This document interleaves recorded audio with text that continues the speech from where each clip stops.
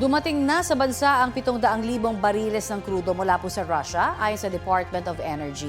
Sabi naman ng ilang oil company may sapat pa silang supply ng langis na aabot hanggang Mayo pero hindi raw tiyak ang mga susunod nilang pag-import nito. Balitang hatid ni Mariz Omali. Sa pagdinig sa Senado, nilahad ng mga kumpanya ng langis na may sapat pa naman daw silang inventaryo ng langis hanggang sa huling linggo ng Abril at Mayo. Pero nananatili raw walang katiyakan ng mga susunod na importasyon. The supply is tight, but for Chevron, it's still manageable at least for March and April. We are exerting best efforts to still go beyond the minimum, making sure that we have enough stock coverage. Fortunately, we have kept all our stations open. They are still adequately supplied. So wala pa po nagsasara sa aming network of stations.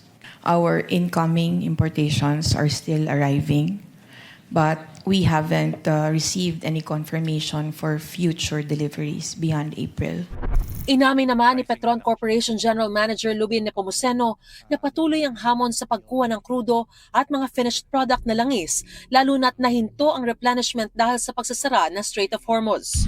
Supply disruption is more expensive and will be catastrophic consequence for the economy. Si Senador Rodante Marcoleta, kinwestiyon ng oil companies maging ang Department of Energy kaugnay ng bigla ang pagtaas ng presyo ng langis sa kabila ng umiiral pang inventaryo. After 2 weeks, 110 na nga ang ginamit eh. So inventaryo pa rin ang ginamit.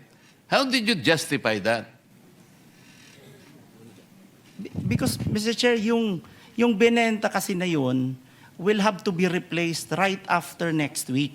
So, kinolekta ho yung amount. So ang nangyari, ang nag-finance ang taong bayan. Yes, it's really Hindi, yung exactly. it's passed on to Yan na the nga eh. consumers. There should be a point where the replacement cost should begin. Saan ba magsisimula? Mr. Chair, we're not saying that that is right in the business the way it's But now you are not deregulated. Hindi na kontento si Marcoleta sa paliwanag, kaya maya-maya pa This is the frustration, Mr. Chair. Salamat po. Mr. Chair? Senator, si Mr. Balbuena, you want to interject? Kaalis kung frustrated ka, wala kang sagot na nakuha. Ha? Ayaw nila sumagot po. Bakit ayaw? Ilang oras na tayo dito, wala pa rin sagot. Nauna nang sinabi ni Pangulong Ferdinand Marcos Jr. na naghahanap ang Pilipinas ng iba't ibang pinagkukunan ng langis, habang ang natitirang supply ng bansa ay inaasahang tatagal na lamang daw ng hanggang 45 araw.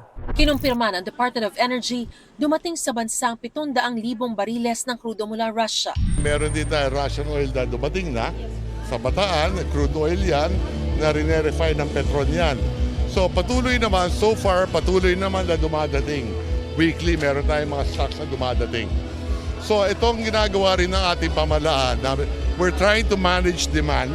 Mariz Umali nagbabalita para sa GMA Integrated News.